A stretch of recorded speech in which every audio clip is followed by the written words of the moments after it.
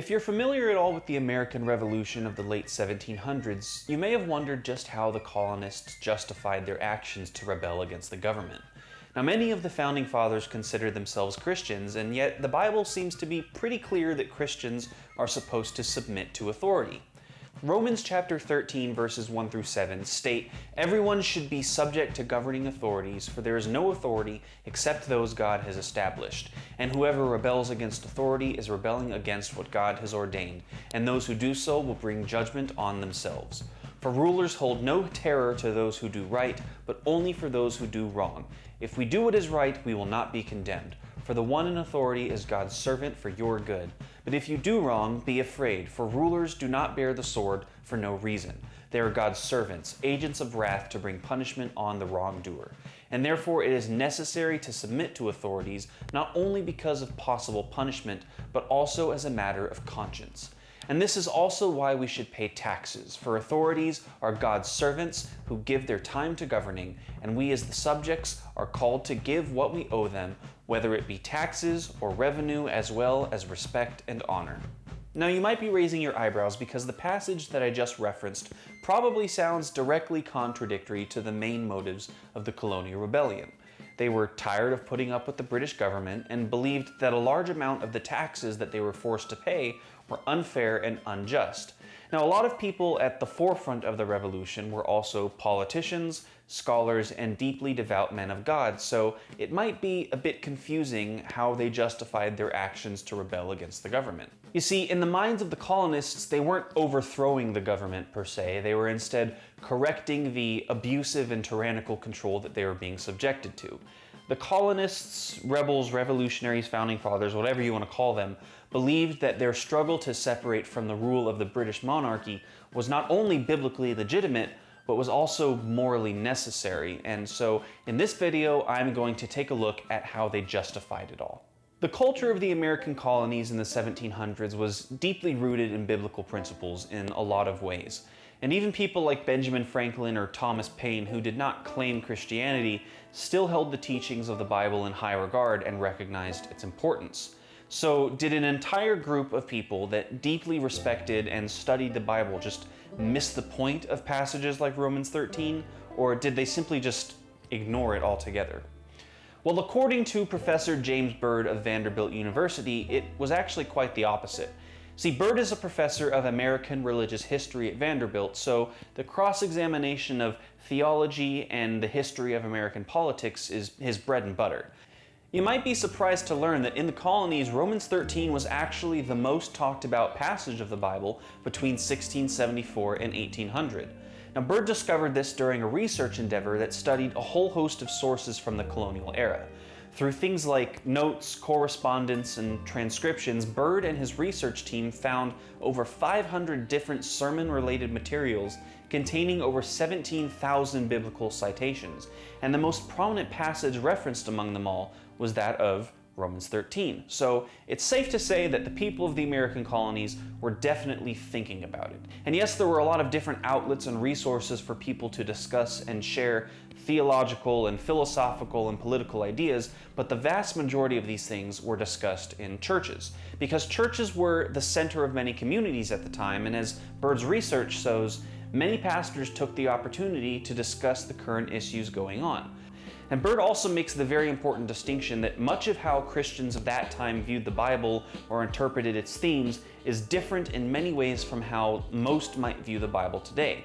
For example, many colonial preachers didn't have such a focus on the end times or an apocalyptic interpretation of passages like Revelation, for example.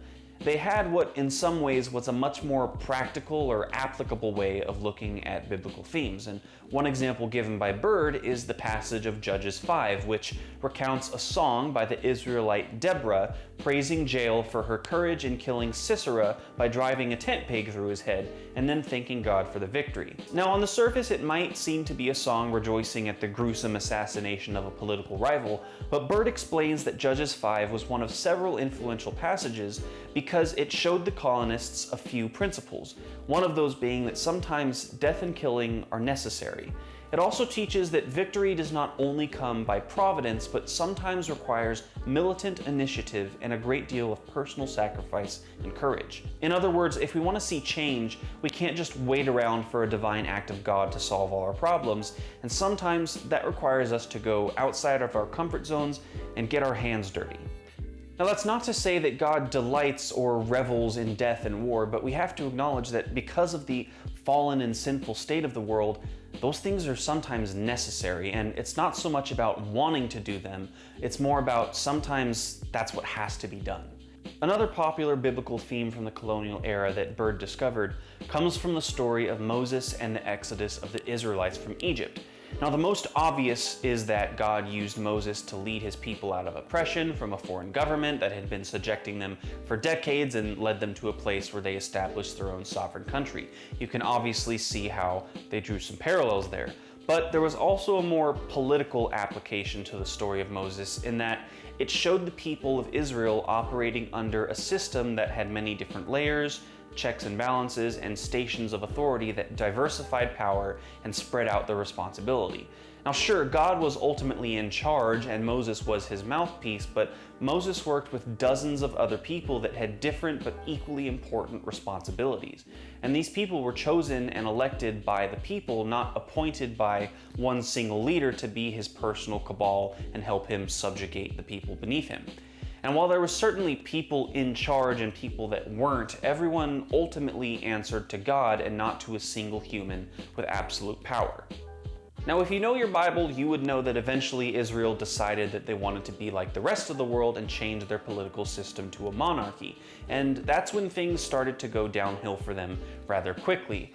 And yes, some of the kings of Israel, like David and Solomon, are widely considered to be good guys or heroes of the Bible, but even they were eventually corrupted by their power. Now that said, the life of David still did serve as a source for some beneficial principles to the colonists, namely in his duel with the Philistine giant Goliath. As Bird writes, David's victory over Goliath inspired the colonists not to trust in sheer numbers and military power, but to trust instead in the miraculous possibilities of a courageous people united around a righteous cause. Because if the colonists were going to defeat the British, they weren't going to do it by sheer numbers and bullets alone, but they knew that if they stood courageously under a common goal and a common cause, then something special could happen. Now, it can be very easy to look at the intersection of the American Revolution and biblical themes and make it into some divinely unique event, but that's not what Bird is saying, and that's certainly not what I am suggesting, but it can't be ignored or denied that the teachings of the Bible were uniquely influential to the colonists and greatly inspired and encouraged them to do what they did. Bird's findings obviously go way deeper into the Bible's importance in the American Revolution, so if you want to learn a little bit more about his research, you can read his book, Sacred Scripture, Sacred War. Now, although passages like Romans 13 were often used to justify the rebellion against the British Empire, they were also used to condemn it. Like a lot of themes and subjects in the Bible, different people drew different interpretations, which led to plenty of conflict and debate.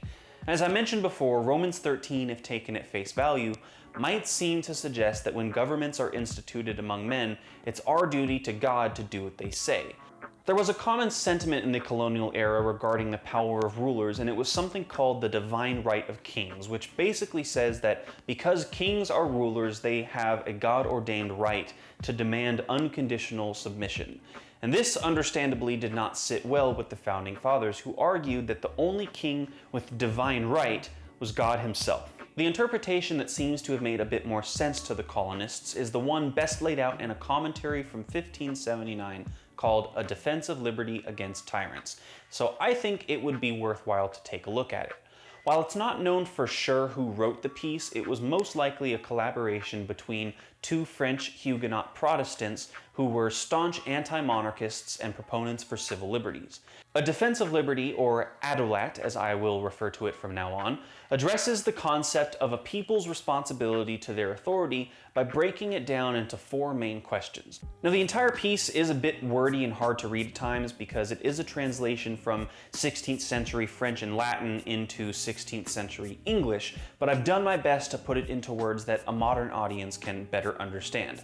And also, it's worth noting noting that A Defense of Liberty does make frequent references to various passages of Scripture because, remember, this was written by scholars and theologians. Now, I won't mention most of these for the sake of time, but I will include a link to a PDF download of the document in its entirety with biblical references included. I just wanted to make it clear that this document is, at its core, a theological commentary above anything else. So the first question posed by A Defense of Liberty asks whether subjects are bound and obligated to obey monarchs even if they command that which is against the law of God. Now, the writers explain that although we are called to obey authorities, the ultimate authority is God, and following Him supersedes following anyone else. If a ruler is acting or commanding us to act in a way that is sinful and against God, then as followers of God, we cannot in good conscience go along with it. An example given is the actions of King Saul, who disobeyed direct orders from God, made unfitting sacrifices, and a whole host of other screw-ups. Now, although Saul was king, he was still called to follow God, and therefore, since he was acting against God, the people of Israel were not bound to follow him. ADOLAT sums this whole idea up best with this statement. Now, although the crime of high treason be very heinous, it always follows after sacrilege, an offense which properly pertains to the Lord God and His service. Basically, rebelling against God is a greater sin than rebelling against worldly authority, and consequently, acting in a way pleasing to God is more important than acting in accordance with worldly authorities. The second question A Defense of Liberty asks is whether it is justifiable to resist authority that contradicts God and just how far that resistance should be taken. The section is also further broken down into two parts, one discussing whether private individuals are justified in taking up arms, and then also asking whether it is justifiable to take up arms against the government for religious reasons. Now, the first point made addressing question 2 is that if a government is not acting in a way that dishonors or disobeys God, there's no real reason to rebel against it. But on the flip side, if one were to take up arms against an authority that recognizes no one but themselves, is that rebel really any better than the authority that they seek to overthrow? You see, it is, or at least should be, the duty of both the ruler and the subject to uphold peace and order in a society. While it is in part the government's duty to their people to enforce justice and punish wrongdoing, it's also the duty of the people to enforce justice on their government if they do wrong. A perfect example of this idea is the conflict between King Saul and David just before David took the throne of Israel. Because of Saul's disobedience to God, David was appointed to be the next king of Israel, causing Saul to become manic and violent in his effort to maintain his position of power, and further going against God and the will of the people. Now, because of Saul's wrongdoing, it was having a negative effect on the whole of Israel, so David and his followers were justified in standing against him. There are a few other examples given, but the general idea here is that any wrongdoing on either the part of the government or the people can have a negative and destructive impact on the whole of the community, and so it's therefore the duty of the community to root out the wrongdoer, whoever they are. Now, there's a large portion of the Old Testament that tells story after story of people, groups, and rulers throughout Israel's history that abused their positions of power and disobeyed their duty to God and the community, leading to suffering for everyone and the eventual removal of those people. And throughout all the examples given here, there's a common theme that the people doing the rebelling were not acting on their own. It was done as a communal effort, actions taken by the people for the people. And there were various levels of authority, be it councils, committees, or magistrates, and so on, that heard and served the voice of the people. It was communities doing what was best for their own community as a whole, which leads to the next subpoint of question 2, the issue of individual resistance. Although the body of a community is made up of many individuals, those individuals do not have the right to stand up to the government for their own personal reasons. Now, yes, governments are responsible to uphold the law, but so are the individuals under it. It's the duty of the government to maintain order in a society, but it's the duty of the individual to be a part of that society. And that's why things like representatives and councils and committees are so important, because they serve as a sort of mediator between the people and higher authorities. Now, if a higher authority abuses their power or goes against God, it's then the duty of the lower authorities to make the proper corrections. Basically, if something like a local committee or council agrees that the king above them is acting out of line, then they are morally justified in telling the people of the community to oppose him. And that is a totally different thing than a single individual deciding that he wants to stand up to his superiors.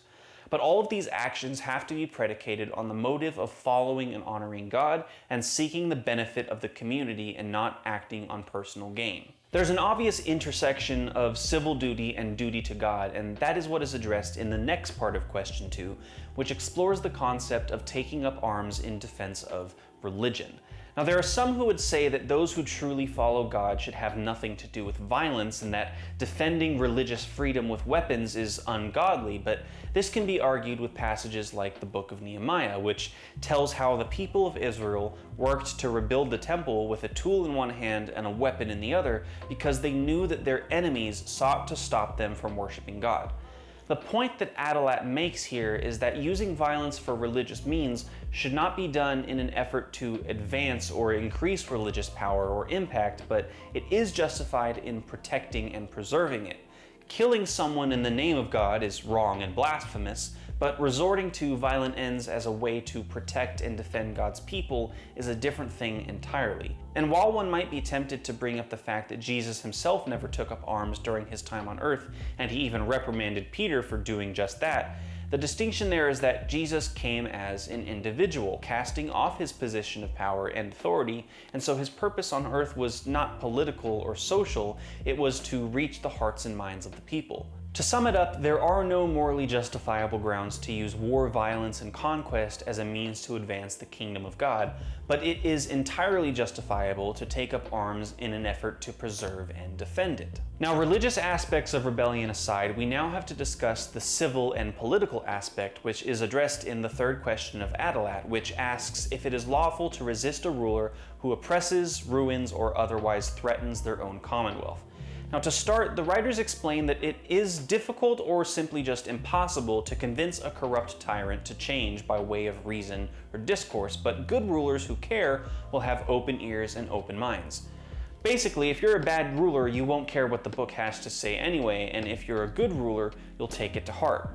Now, you might be thinking, if a bad ruler can't be convinced, why bother trying? And the writers also address this by explaining that the more tyrants that can be shown for their true colors, the more apparent the worth and dignity of a good ruler will be, and you can't show how a good government should act without showing what a bad one looks like. Question 3 is the longest and most complicated part of a defense of liberty, but thankfully it can also be broken down into a few basic bullet points.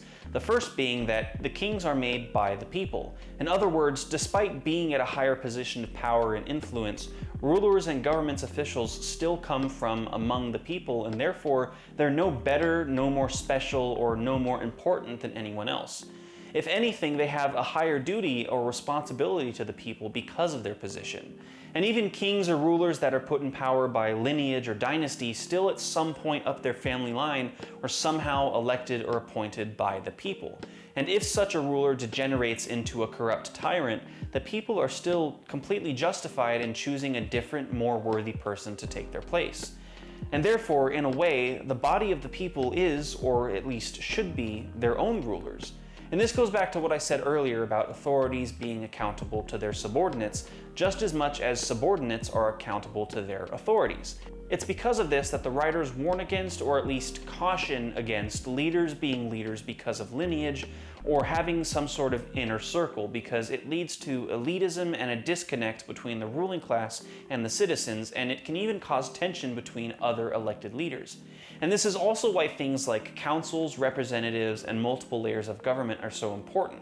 What this really means here is that politics should not just involve the politicians, but should involve the people as well. Because if the people don't have a voice in their own government, they are subjects, not citizens. There's also a sort of tough love mentioned here to explain that those who truly care for the king and the kingdom will sometimes do things that are unpleasant or uncomfortable for their true benefit moving forward. Rulers, politicians, and really anyone should surround themselves with friends and confidants that will encourage them to do and to be good, and not just to stroke their ego and make them feel good about themselves.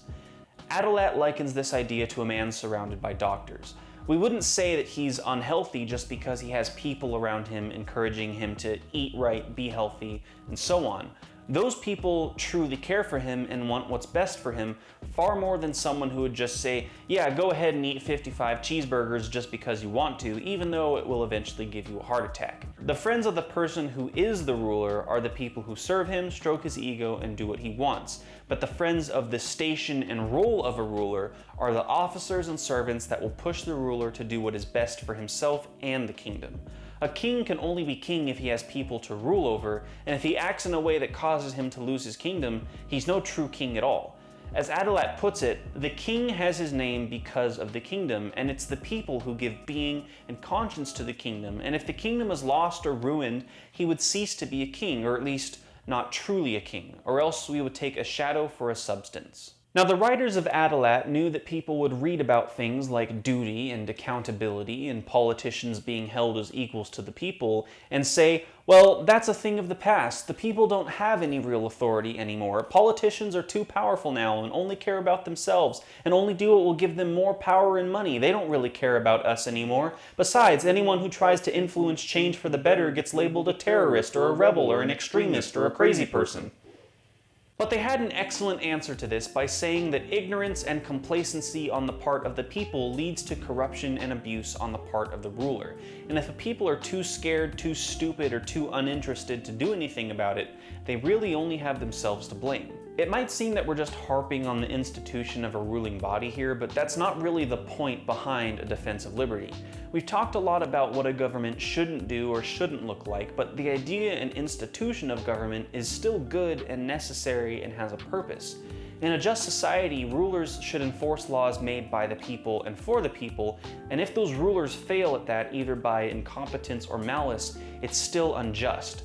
We can all agree that people by their very nature love freedom and hate subjugation and are more prone to want to control than to obey, and therefore they wouldn't willingly contribute to a society or submit to an authority if there was not some benefit or advantage to it. In the words of Aesop, a horse accustomed to roam freely would not have taken a bridle to his mouth or a rider to his back unless he knew it would help him outrun the bull. It is therefore the duty and the purpose of the government to help the horse outrun the bull, or to provide the benefit and advantage of being under a government.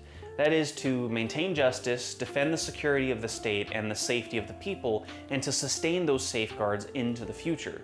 Governments are instituted among men to secure people's rights to life, liberty, and the pursuit of happiness. Now, as said before, a society can only function properly if the government and the people both mutually agree to abide by whatever laws and rules are put in place.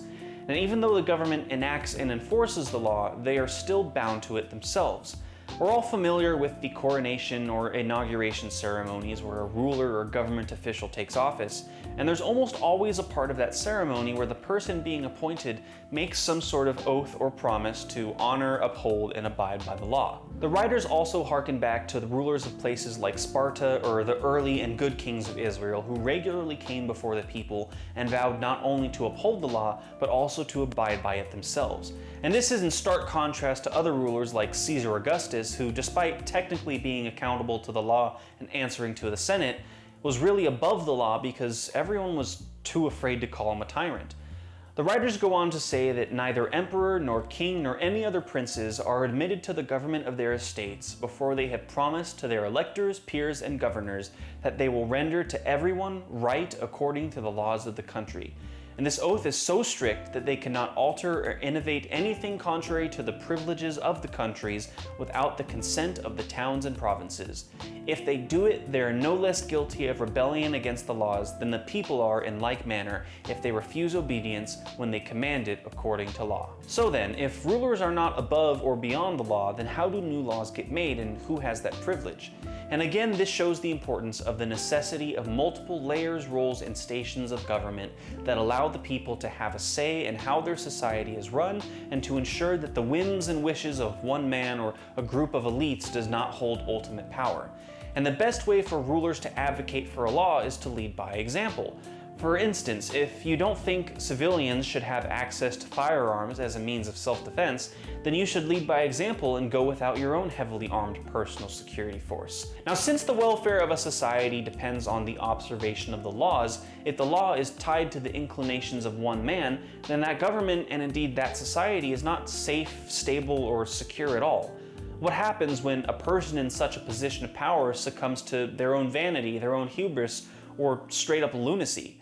As history has shown us, a society controlled by such a person is eventually doomed to fail every time. And that's why the laws must be superior to the rulers. And if that's the case, then how much power does or should a ruler actually have? If a ruler or governing body decides that someone needs to be executed, imprisoned, or otherwise punished, do they really have the right to? ADOLAT answers it this way. The ruler is but a minister and executor of the law, and may only unsheath the sword against those whom the law has condemned. And if he do otherwise, he is no more a king, but a tyrant, no longer a judge, but a malefactor. And instead of that honorable title of conservator, he shall justly be branded with the foul term of violator of the law and equity. Who would rightfully and willingly subject themselves to an authority that could just decide to execute or imprison you just because they felt like it? It should only be against what the writers refer to as delinquents or criminals and evildoers that the government has any room to condemn. And that also brings up the question of pardoning. Should a government be able to absolve or grant clemency for those who break the law? Well, the best answer here is it depends. For one, the more that wrongs are excused or left unpunished, the more likely bad people are to commit them, since there is a lesser threat of retribution. I'm sure we've all seen the parent who threatens to punish their child if they don't listen by the count of 3, but time and time again, the count of 3 comes and nothing happens. Why would the child obey if there's no incentive to and no consequence for their defiance? It's the same idea here. But on the flip side, these things may not always be so simple.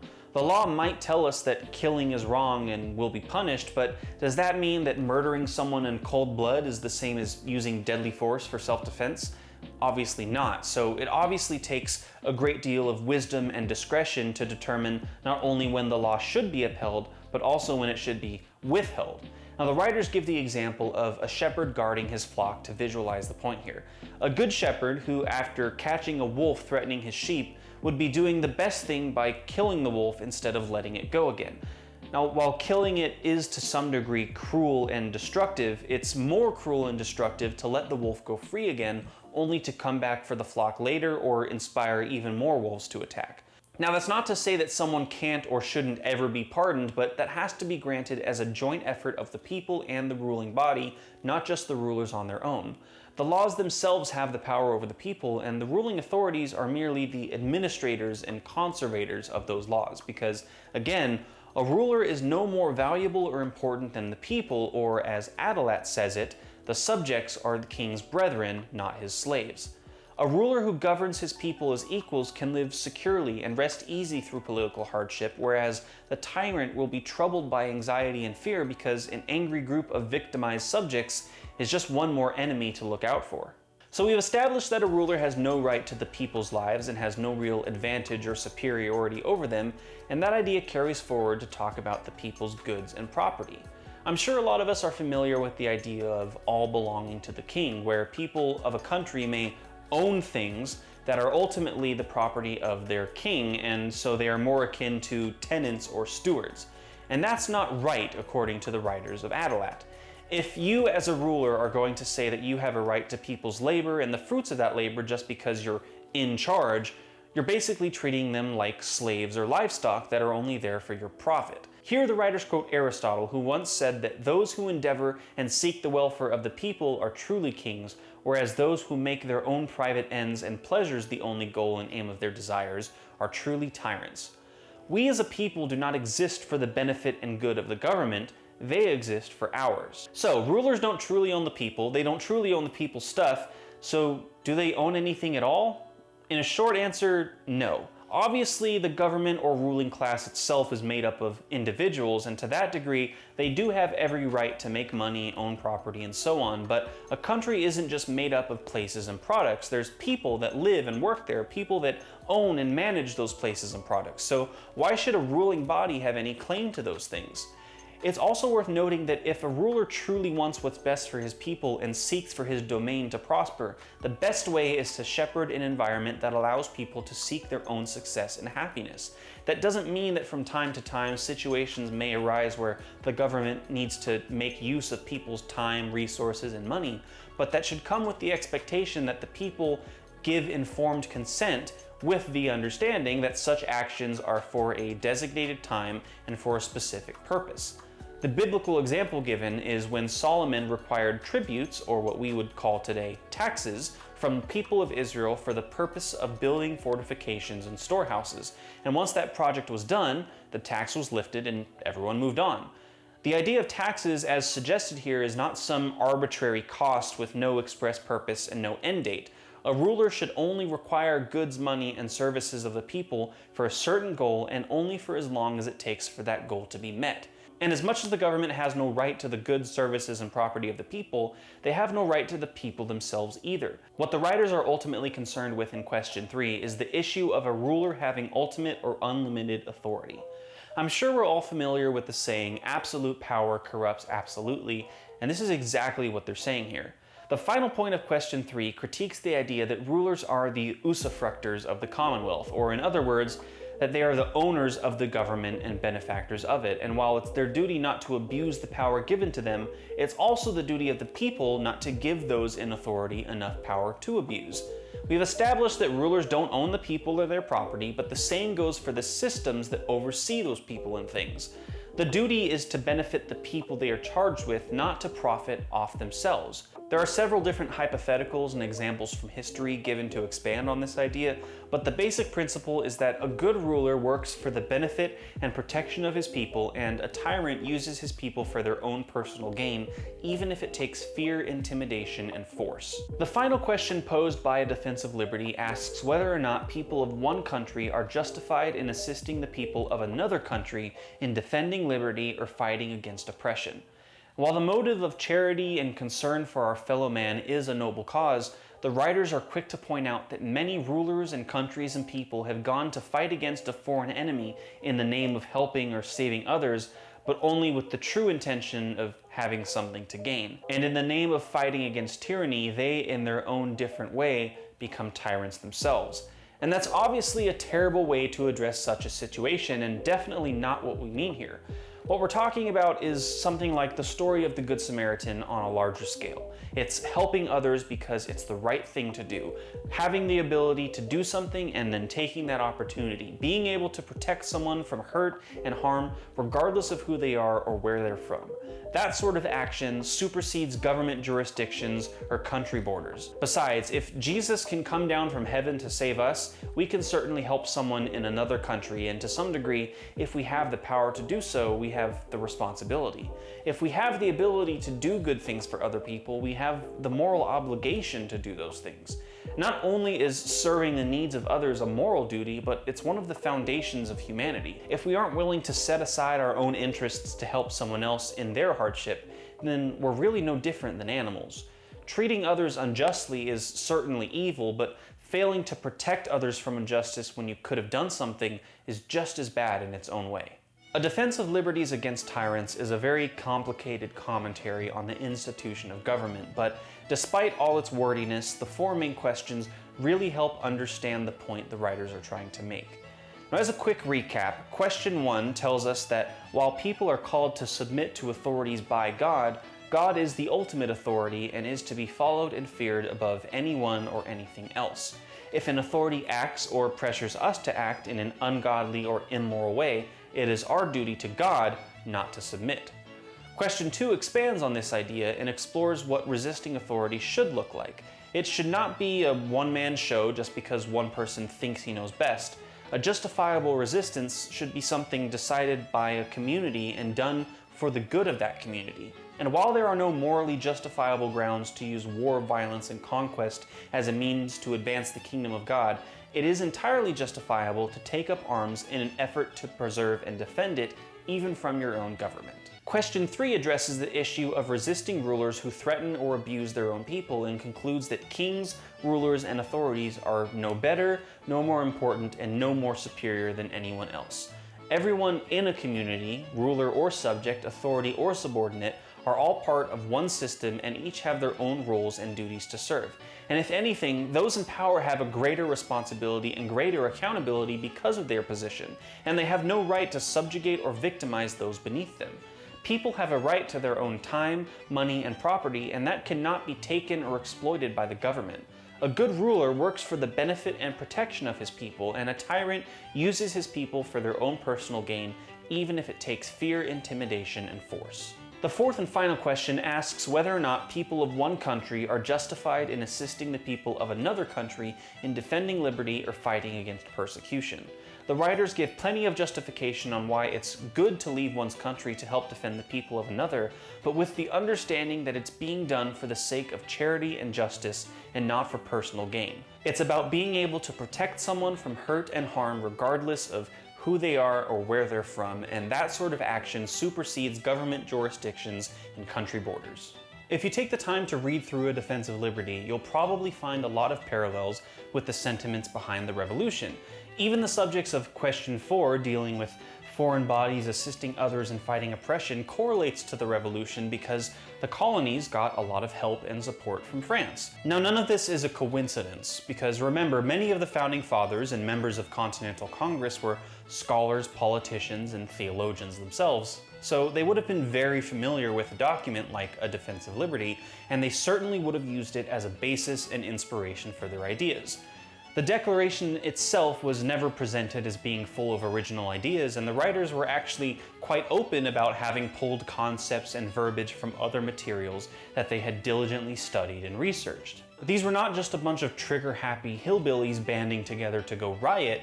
These were learned men who had sought peaceful resolution for years and to the point of desperation because they knew that standing against the British Empire was bold, dangerous, and controversial, so they wanted to make darn sure that what they were doing was the right thing to do. The goal of the revolution was not anarchy or the destruction of order, it was the final straw in a long line of efforts to seek justice. The colonists knew that the Bible did not justify abolishing the government as an institution, but that didn't mean that they had to just sit there and take it when the British Empire abused and victimized them. And to add fuel to the fire, the colonists never initiated conflict, so they saw their actions as defensive and reactionary. They were not eager to turn against what had once been their homeland. They sought peaceful resolution and endured occupation by the British military for years before finally taking up arms. But there came a point where enough was enough and being nice just wasn't going to work anymore. Thankfully, the Founding Fathers made it very clear what their reasons for standing against the British Empire were, and they were kind enough to write it all down in a little document called the Declaration of Independence. The introduction explains that when a people have a grievance against their government and are driven to the point of separating themselves from it, they should have a justifiable reason to do so and should be able to explain that reason.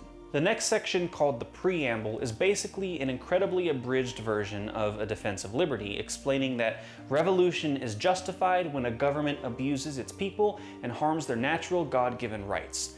The Declaration then goes on to list many of the grievances committed by the king and points out how each one is an example of unjust tyranny. Things like unfair taxes, military occupation, political coercion, and a complete bastardization of the judicial system are just some of the things they brought up. The people were trying to express that they had been made an enemy of the king while still being exploited and manipulated by him. The Declaration then points out that for every issue presented, appeals and negotiations had been attempted, only to be met by further and stronger abuse.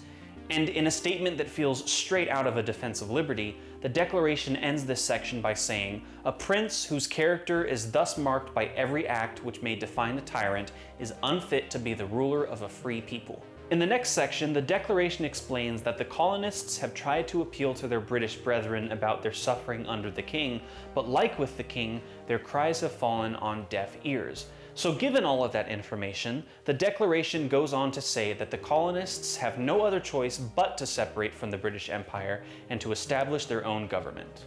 The people of the American Revolution were not opposed to the institution of government, and many of the leaders of the rebellion were directly involved in politics themselves. They held the belief that Romans 13 and other biblical passages like it is not a blanket statement commanding us to always submit to authority and follow everything the government requires of you.